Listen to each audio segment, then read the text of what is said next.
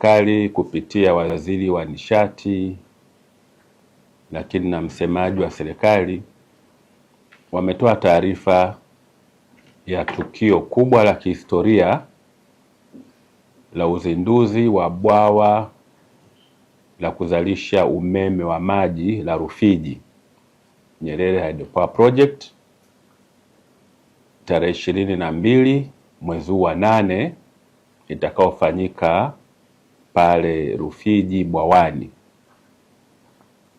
Tunatarajia mgeni rasmi katika tukio hili la uzinduzi atakuwa Dr. Samia Suluhu Hassan,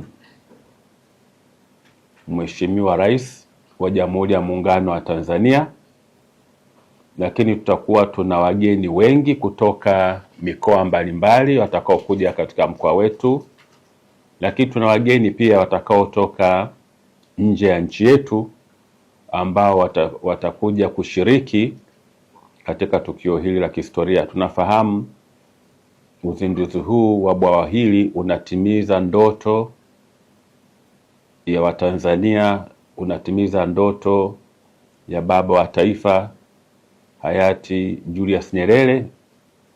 Nchi yetu imekuwa na dhamira ya kujitosheleza kwa umeme, ikibidi hata kuweza kusaidia jirani zetu kwa muda mrefu. Kwa hiyo hili ni tukio kubwa, tukio la kihistoria. Kwa hiyo niwaombe wakazi wa mkoa wa Pwani, kama kawaida yetu, tuonyeshe ukarimu wetu kwa wageni ambao watahudhuria.